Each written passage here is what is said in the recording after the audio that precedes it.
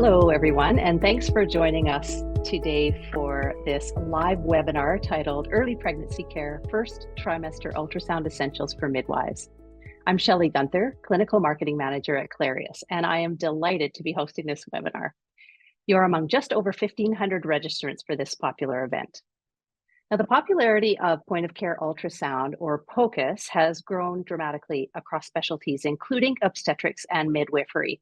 It provides the ability to make quicker and more accurate assessments, and in the first trimester, ultrasound assessments by midwives can have a significant impact on the health and well-being of both the mother and the developing fetus.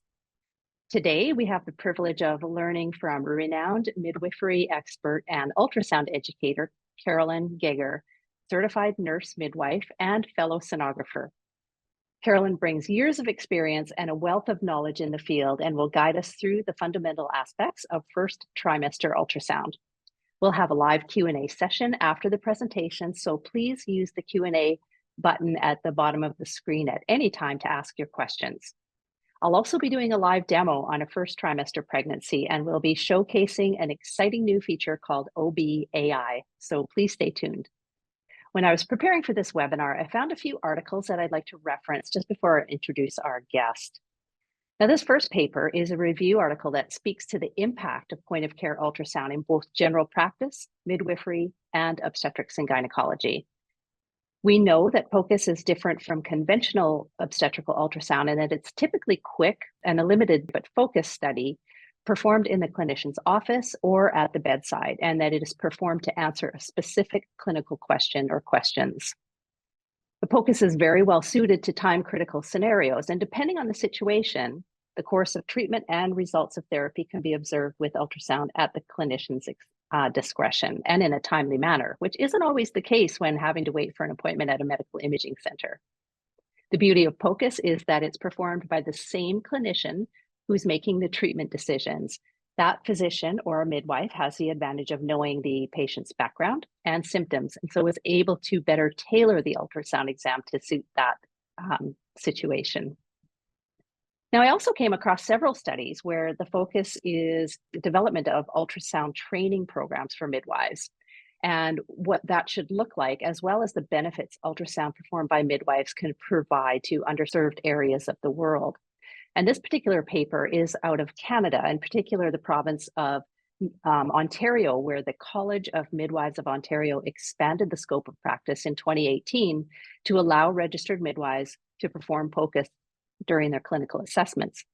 And in response, a POCUS training curriculum for practicing midwives was developed. And this paper reports on the perceptions of learners about the impact of this training on their clinical practice. POCUS was seen to holistically aid practitioners' care by providing additional skills and knowledge to improve the care quality and access to care, particularly for remote areas where ultrasounds are not easily available. Now, before we begin, we'd like to poll our audience just to get to know you a little bit better. Now, first of all, we'd like to know, what is your profession? Are you a midwife, a nurse practitioner, a physician? If you can just complete that form. Great, we can close out that poll. All right, so most of you are nurse midwives. Great, thank you. And then our next poll is, how often are you using ultrasound in your practice today? And again, we'll give it a couple of seconds. 3, 2, 1. Okay, so several of you are daily and a lot aren't using ultrasound at this time. So I think we need to change that. What do you say, Carolyn? So, all right. So now I'd like to introduce our guest speaker. Carolyn Geiger began her career in ultrasound as an RN several years ago, where she learned ultrasound on the job from a physician, like so many sonographers did, before there were ultrasound courses available. Carolyn was one of the founders of the ARDMS, which is the American Registry of Diagnostic Medical Sonographers, and established the first affiliate of the AIUM in Washington, D.C. and in Maryland. She worked full-time in ultrasound, then went back to her love of labor and birth while continuing to teach ultrasound skills in OB/GYN. Once she became a certified nurse midwife, Carolyn was very active teaching nurses and midwives all about obstetrical ultrasound. And after retiring from clinical practice, she created a company called Ultrasound for Midwives, which is now called Ultrasound for Women's Health Providers, to offer the highly sought after hands-on scanning and the necessary background knowledge for performing OB-GYN POCUS. Thank you so much for joining us today, Carolyn. It's my pleasure to hand the mic over to you. Well, thank you so much for having me, and I appreciate your introduction. I'm looking forward to sharing with you today about point of care ultrasound and specifically in the first trimester. As Shelley shared with you already, POCUS is very accessible, whether you're using a handheld device or even a small cart-based ultrasound machine. It's very easy to bring to the bedside and provide timely information so that if there's a concern, you can get the information that you need right away. It expedites patient management, saves so much time over having to send them to another location to get an ultrasound done, and it enhances provider confidence. You've actually seen the information, created it yourself on the screen, and you know this patient and their history. So you feel much more confident with the patient management that you're doing. And the patient's anxiety levels go way down. Patients are so pleased to have their own provider scanning them and giving them direct information right away. Now, we have lots of great things to say about POCUS, but there are a few things to be cautious about as well. And one is making sure that you get adequate training. It looks so easy, particularly when someone else is doing the scanning and you're just watching. It looks so easy. But in fact, you need to be able to get the background information through continuing ed kinds of courses, from textbooks, or from taking longer courses as well. And then you need hands-on training on how to utilize the equipment. We call it knobology, and turning all the buttons and such on the machine, and how to use that transducer and along with the machine to get the best image possible. You want to make sure that there are clear guidelines that you're working by, and I'll show you some in a second. Poorly maintained equipment, especially equipment that's been dropped a lot, that transducer and the crystals in it break and give you very poor imaging. So you have to make sure things are maintained well. And last of all, the biggest concern is failure to refer. Just like we do in management as midwives, when there is a problem that is outside of our scope, then we refer to get information or to transfer that patient. The same thing happens with ultrasound. The real-time images can be associated with the patient's symptoms. So if she's complaining of not feeling fetal movement, or you're not able to hear the heart tones with a Doppler, you can pick up the machine and take a look and be able to see whether or not there's cardiac activity there, and be able then to proceed based on the information that you have gotten.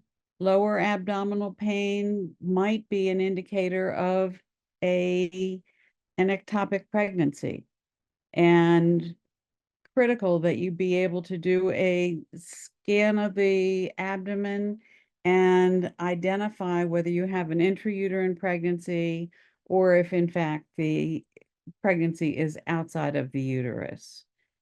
And vaginal bleeding is such a common symptom during pregnancy. It's important to be able to scan and get an idea of whether that's coming from within the uterus and if you can see that source. Now, I told you I would tell you a little bit about guidelines for practice. And this first bullet here is from the American Institute of Ultrasound in Medicine. It's entitled "The Practice Parameter for Performance of Limited Obstetric Ultrasound Examinations by Advanced Clinical Providers." It's specifically intended for midwives, nurse practitioners, physician's assistants. And I would encourage you to write down the reference. You can also get it by going to aium.org, look under resources, and you can pull it up. For the midwives, here the position statement from the American College of Nurse Midwives is that ultrasound is within the scope of midwifery practice for certified midwives, certified nurse midwives, and to perform ultrasound examinations. They also suggest following the standards of practice for adding things to your clinical practice that are not within our core competencies. And those guidelines will help you walk right through what you need to do to add POCUS to your practice. So let's talk about the real clinical side of things. The first thing you're going to do when you start an ultrasound exam is figure out which transducer to use. So for first trimester, a transabdominal scan is very appropriate for the majority of pregnancies that are after 7 weeks. Prior to 7 weeks, they're so small that a transvaginal transducer is usually preferred. And in the first trimester, must have a full bladder, and I mean really, really full. She needs to be wiggling. So it makes a difference in being able to get a window to the uterus and be able to get the information that we need. A transvaginal transducer is again recommended usually prior to 7 weeks. And then if you don't get the information on with the transabdominal scan that you were hoping for, then you may transfer to a transvaginal scan. Maternal body habitus can be an issue. Bowel gas can be an issue.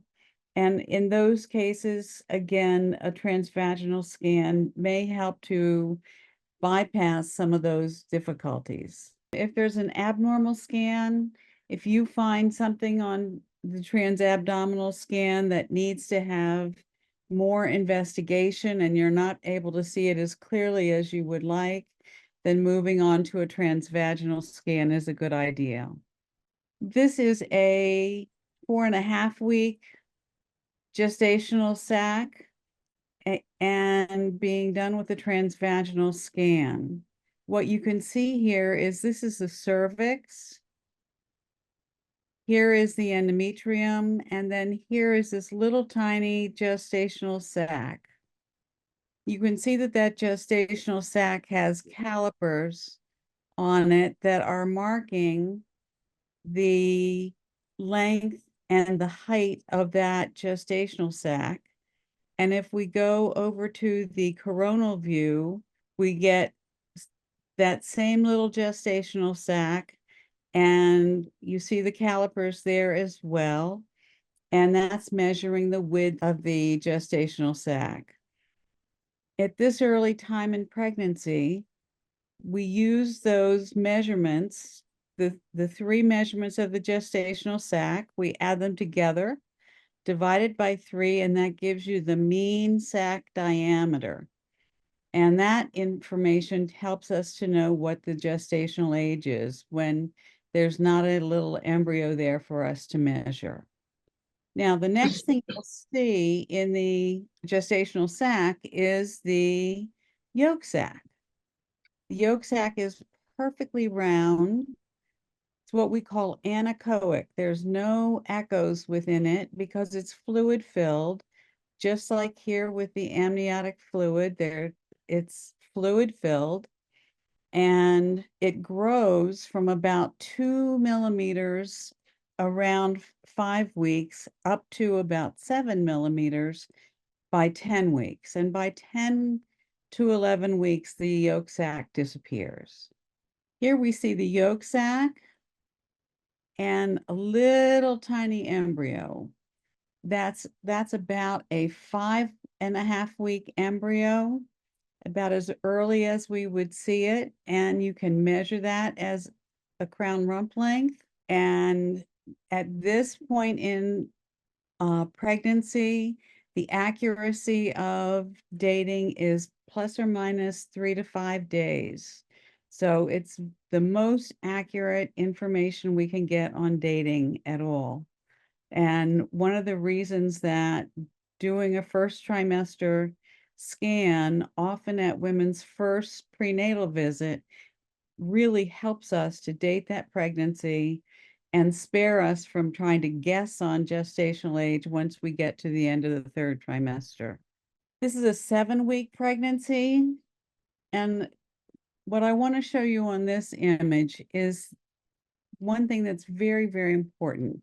Here we can see the cervix, and we can see the cervical canal here.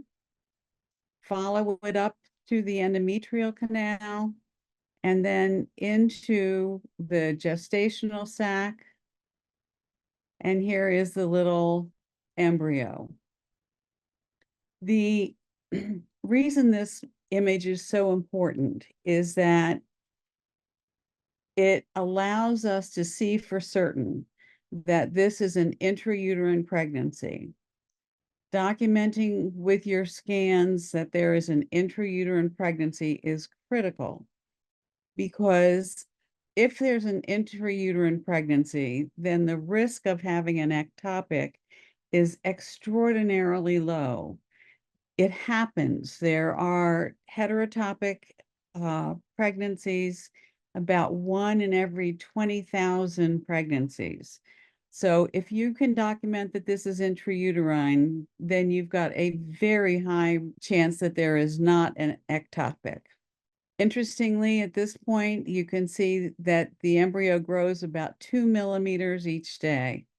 And by the time they get to 9 weeks, 6 days, they start looking a little bit more like you can find a crown and rump to measure.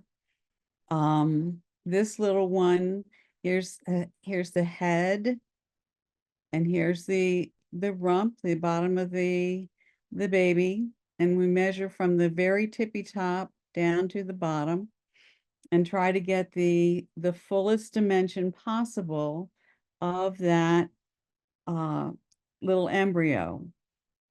Now, these little guys are busy. They move all around, and sometimes they're hard to get a crown rump length on because they're so busy. But like this little one is kind of tucked up together, looks like he's kind of curled up.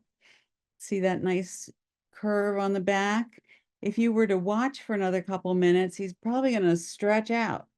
And when he does, you want to catch him and get that measurement, because that might be more accurate for us about what his gestational age is.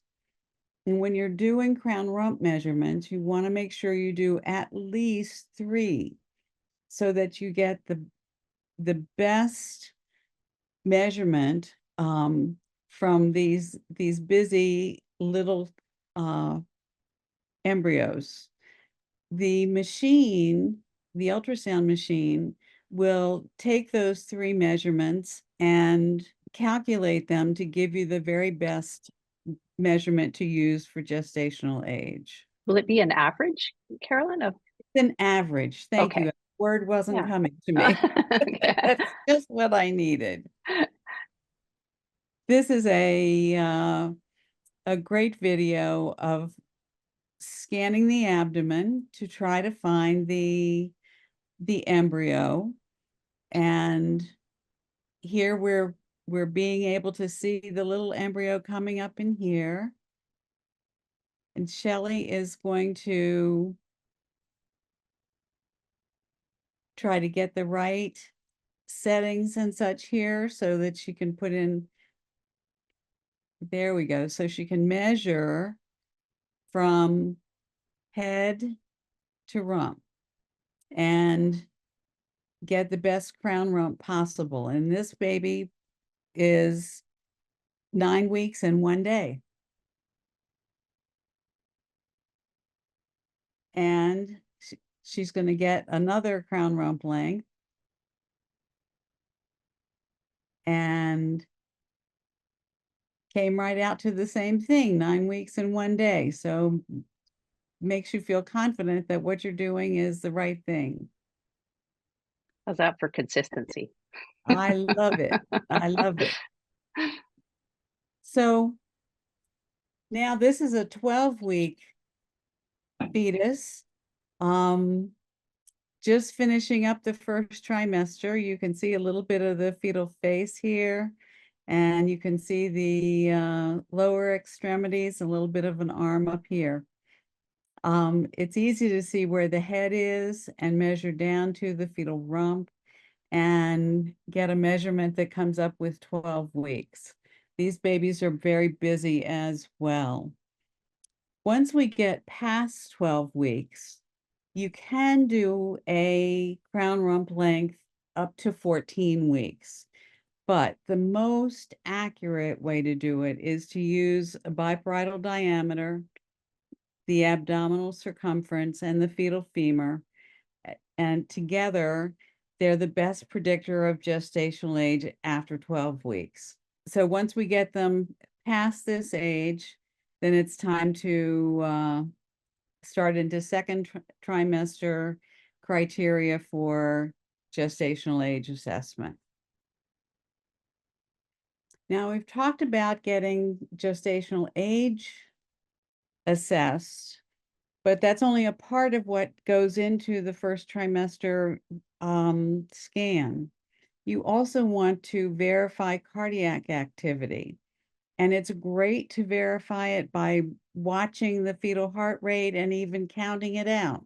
But watching it and counting it don't really count in this. It's necessary to get a visual image to be able to store and document the fetal heart rate. We're going to use B mode, or which is what you usually use for scanning, to get a good image of this little embryo and to see the heart beating. When you get to that point, then you're going to push the button for the M mode, which is motion mode. And you'll get this cursor will come up, and you'll place it over top of where the heart is beating and look at the moving strip at the bottom, the motion mode.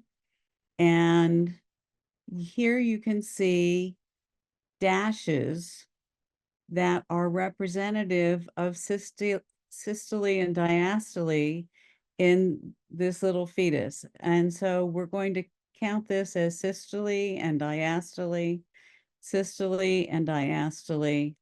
And we've set cursors or at the beginning and the end of those two cardiac cycles. Now, that's what this machine uses. Some machines, including the Clarius, use one cardiac cycle. And so you would just do one systole, one diastole, and you would measure at the end of that. So you have to understand the instrumentation that you're using. Shelley's going to get a fetal heart rate here. You can see the baby there. We're seeing a little bit of flickering of the heartbeat here. And sure enough, she can see this. You can see this dashed line across, and she's measured from the beginning of one to the beginning of the next to be able to measure the fetal heart rate. And the heart rate at this point measures 155. Yeah. Yeah. So 155, which is normal for this age in gestation. It's important that you keep these images and that they become a part of the report that you will write. So then we have to figure out how many babies are there. And in both of these cases, we have twins. And on the right-hand side, we have what are called di-di twins. They're about 5 weeks gestation. They're diamniotic, dichorionic. And if you look at the membranes surrounding this, you'll find that it looks very thick going around because it has both the amnion and chorion encircling each pregnancy. When you look at this, you can see this, what we call the twin peak sign, or also called a lambda sign. And that's an indication that these are di-di twins. Di-di twins tend to have the least number of complications during pregnancy. They are not identical. They've come from two separate eggs and again have the least number of complications during pregnancy. On the left-hand side, we have 9-week twins, and they have a very thin little line, which is the amnion encircling them. And it's hard to see the one for the second twin. Comes around here and down. And so between those twins is just the amnion. It's good when you're taking these images to zoom in on them so that you can get a really good look at the membranes that are between the twins. It has a chorion, encircles both of them. It's monochorionic, so there's only one chorion, and they're diamniotic, so there's an amnion for each twin. And the placenta then is fused here at the back of the uterus posteriorly. When you do a POCUS scan and you find twins, then that is an automatic referral for a higher level scan to be done to be able to rule out any anomalies that may be happening and to make sure that the twins are doing well. So you need to identify the information we've talked about, and then you need to refer them for further scanning. Some complications in pregnancy, very common is early pregnancy loss. Less common is an ectopic pregnancy, and right in between those is what we call the subchorionic hemorrhage. These are definite signs of an early pregnancy loss. When the empty sac measures more than 25 millimeters for the mean sac diameter, and it's empty, there's no yolk sac, there's no embryo there, then that is a definitive diagnosis of an early pregnancy loss. If the crown rump length is more than or equal to 7 millimeters and there's no cardiac activity, then that's a definite diagnosis with early pregnancy loss. Next is the absence of an embryo more than 2 weeks after a gestational sac has appeared, and there's no yolk sac. So an absence of the yolk sac, as well as the absence of an embryo within 2 weeks after the gestational sac has been seen.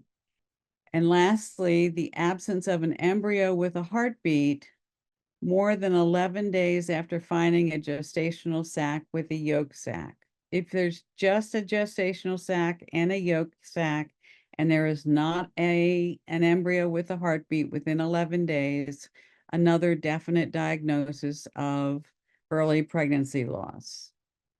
When patients present with a complaint of vaginal bleeding, then when you do your scan, if you find this kind of a situation, you see the gestational sac, the embryo here, here's the yolk sac, right over here, and behind the chorion and in front of the developing placenta, there is this dark space which represents bleeding.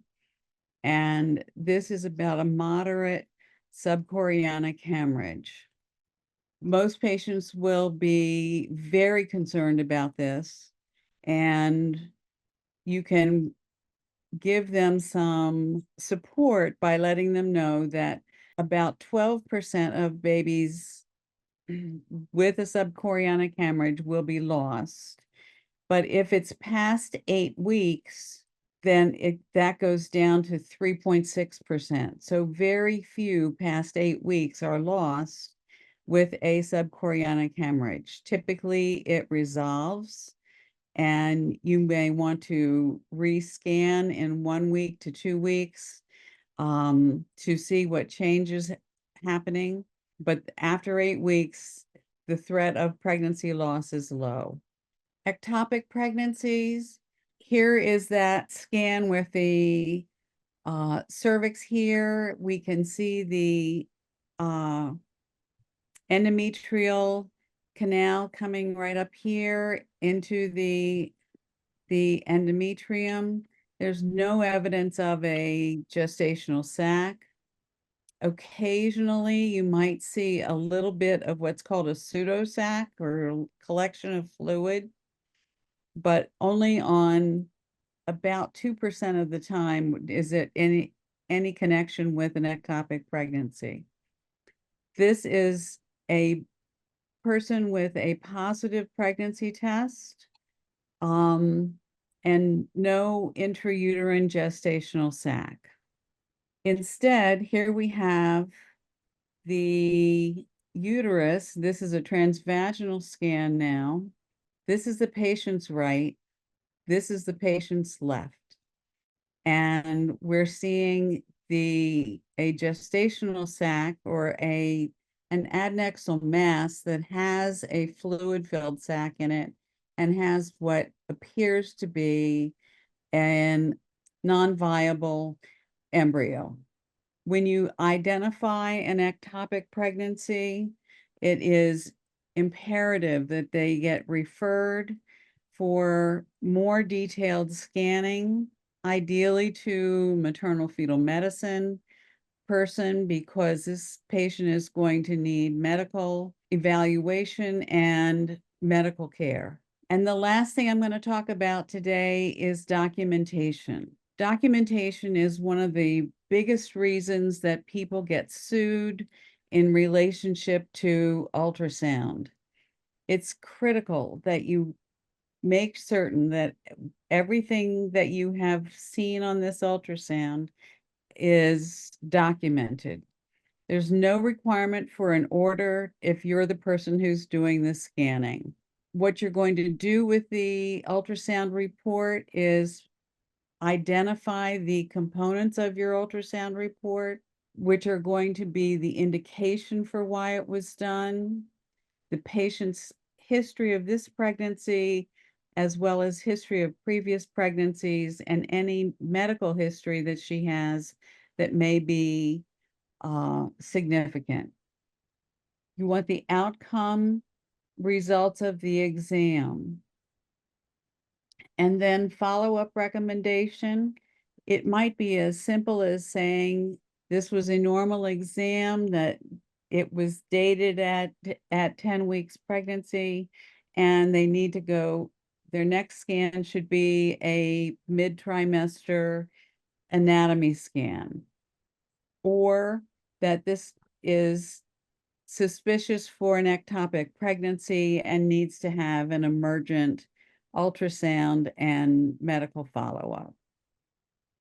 And must have image storage. You must have the images that you've taken match this ultrasound report and then document it. To bill for the service, you need the same things: documentation, indications, and a full report, and storing the image. And I thank you very much for today. Thank you so much, Carolyn. That was great. Great images and great examples of everything that we look for at a first trimester pregnancy. So I do have a first trimester model here, and she's toward the end of the first trimester. cute little baby that's been doing a lot of jumping around. I'm using the C3 scanner here. And what I want to show you though, right off the bat is if I go hit the back arrow here, I can go to the patient demographics page. So on the demographics page, you can enter your patient's name, medical record number, whatever have you, and LMP.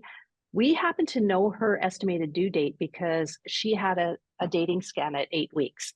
And so with her due date is January 26th, when I go to the scan page, we can see what her gestational age is today, which is 13 weeks and 2 days.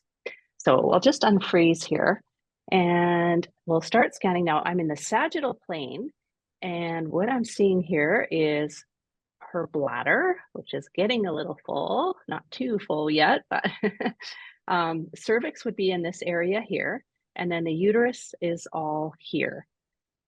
Now, we can see we're midline. We can see the placenta forming nicely anteriorly, and this is baby's head down here and the body, and you can see the baby's heart beating right here. So now, normally I would just do a sweep back and forth, left to right, out to the adnexa. This is an ovary here, and then back over to the left side. And there's the other ovary here. And then I would switch to the transverse plane and just start right above the pubic bone over the bladder, and then slowly scan up toward the fundus of the uterus. So baby's head there. There's the heart beating. So now we're in an axial slice through the baby's body and all the way up to the fundus. Great. And so at this point, we could do a measurement. And so I'm going to attempt to get baby's head standing on its head here, but we'll try to get the longest picture of the baby. And I'm going to zoom this up a little bit. So let's do, since we can see the heart so nicely, flickering away right here, let's do an M mode. So I'll go down, bring up my M mode, and put the M line right over the heart. And here we can see a little broken line here that represents the fetal heart activity. And so at this point, I can go into the measurement tools, select fetal heart rate, and just measure 2 of those cycles. So I'm getting 140 beats a minute. Great. So I'll go back to 2D imaging here. Now I could freeze my image here, and we could go into the measurement package and select crown rump length. So crown of the head down to the rump. And I'm getting just over 13 weeks here for the measurement. Now I want to show you something really exciting, and this is to make it easier for people who aren't doing measurements all the time, not really proficient at it. We've got some artificial intelligence now.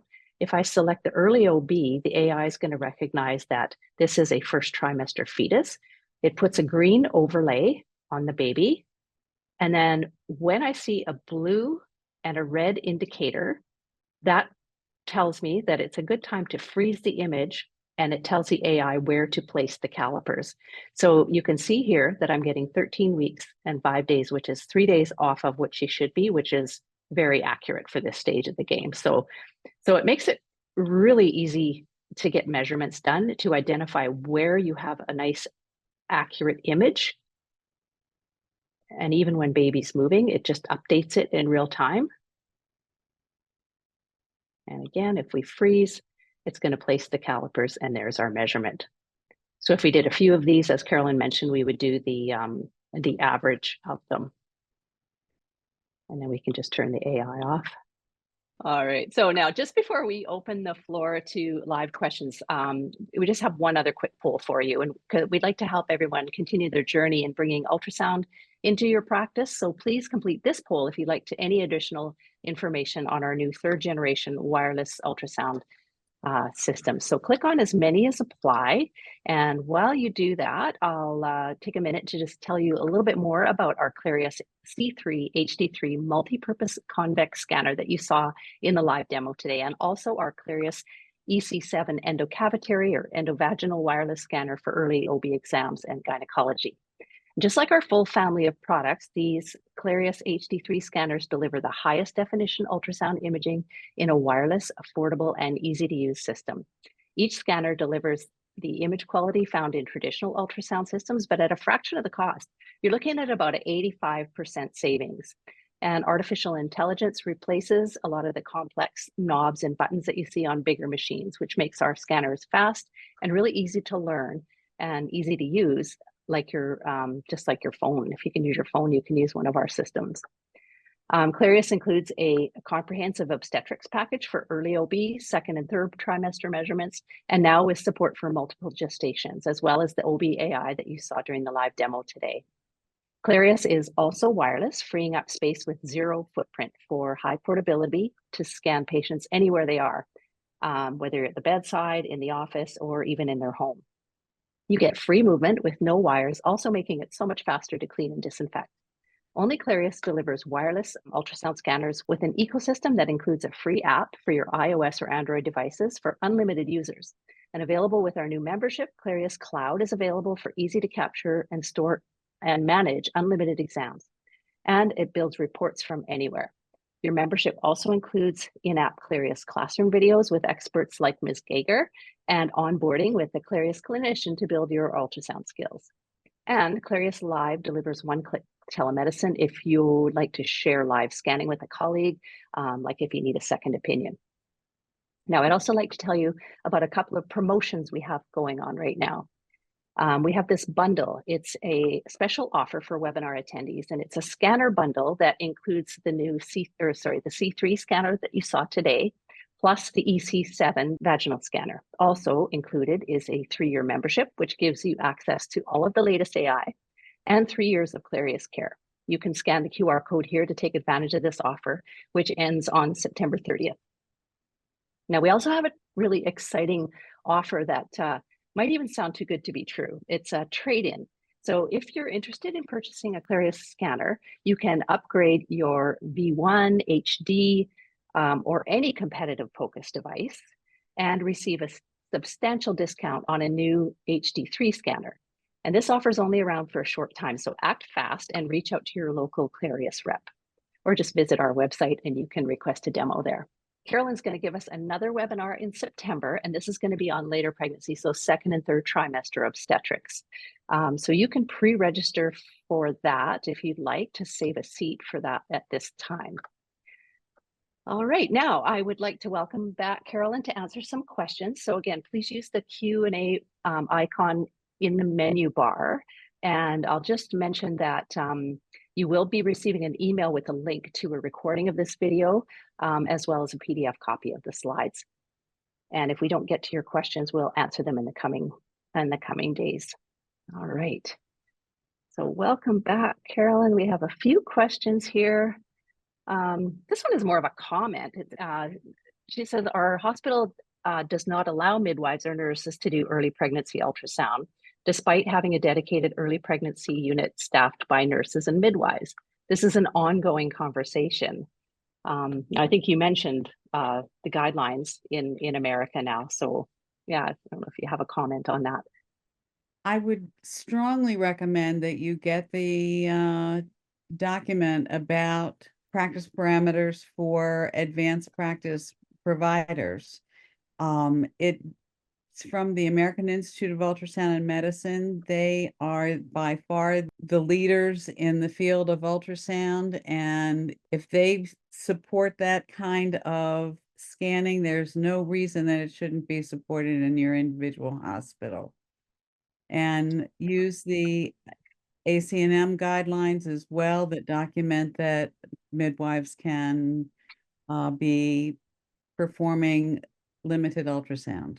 One question, intrauterine pregnancy could also be ectopic if it isn't in the body of the uterus, correct?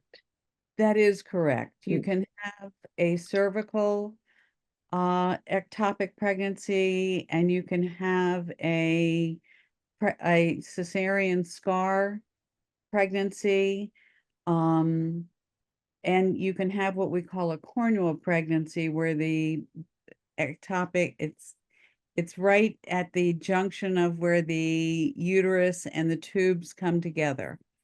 And so pregnancies can implant in any of those places, and they are considered ectopics in that they are not going to be able to grow and thrive in those locations. There's one question that says, so send ectopic pregnancy to an MFM versus ER. It depends on your particular institutions and who you have available to you. I recommend that you send them to someone who is obstetrically related that can manage that patient. The emergency room is going to take a lot more time to get this patient rescanned and then get them referred to medical management. And so if you can skip some steps and get them straight to an OB-GYN that is doing ultrasound and also can manage the patient, then it saves time and may save lives. Here's a question about ergonomics. I'm having back pain after performing vaginal ultrasounds. Any tips? I would say yes, and that is probably you're hanging on to that transducer like it's gold and you're going to drop it. You need to really relax with that.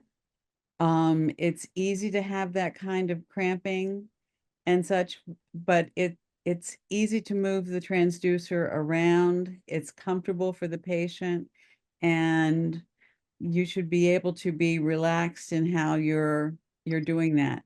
You may do a better job and be more comfortable if you're sitting than if you're standing. So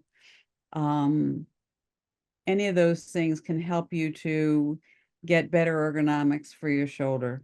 Yeah, it can be challenging, but you really have to pay attention to your body mechanics. I mean, after 35 years of scanning, I can attest to that. So, Yes, absolutely. yeah. Okay, there's another question here. Would you always get a positive pregnancy test with an ectopic pregnancy? Generally, yes. The pregnancy tests that we use these days are very, very sensitive for HCG, and HCG is the hormone of pregnancy. So whether you get a pregnancy test from the drugstore or you get it done in the doctor's office, they're essentially the same sensitivity, and therefore having a positive pregnancy test should indicate that there is a pregnancy. With ectopics, HCG levels tend to run lower, but that's still going to be detected as being a pregnancy. Will they always have cramping with an ectopic? Could it be intermittent cramping? It could be, or it may not, may be completely painless. It's one Okay. of the things that's challenging about an ectopic. Sometimes they bleed, sometimes they have pain, sometimes they are absolutely asymptomatic. Yeah, sometimes they really catch you off guard because it's not what you're expecting. Yeah. That's right. That's right. All right. And we have time for one more. How do you manage a heterotropic pregnancy? Does the intrauterine pregnancy survive if the other fetus needs to be removed? I'm not sure if you can answer that or not. Carolyn, do you know? Yes, you can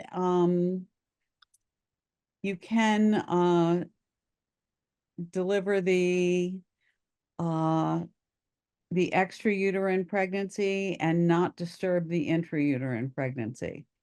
So, and that would require surgery to do that. A lot of times, these pregnancies are managed with methotrexate and such. You would not be able to do that and have a surviving pregnancy. But uh, if, otherwise, with surgery, they can definitely do that. Okay. Actually, we have one more good question here, Carolyn, just before we close here. Is it possible to diagnose a hydatidiform mole via first trimester ultrasound? If so, how would you manage? Yes, you can. A molar pregnancy can be diagnosed in the first trimester. And the the patients usually are very symptomatic with either hyperemesis, a very rapidly growing uterus, and vaginal bleeding. And it's not uncommon for them to have all of those things happening. The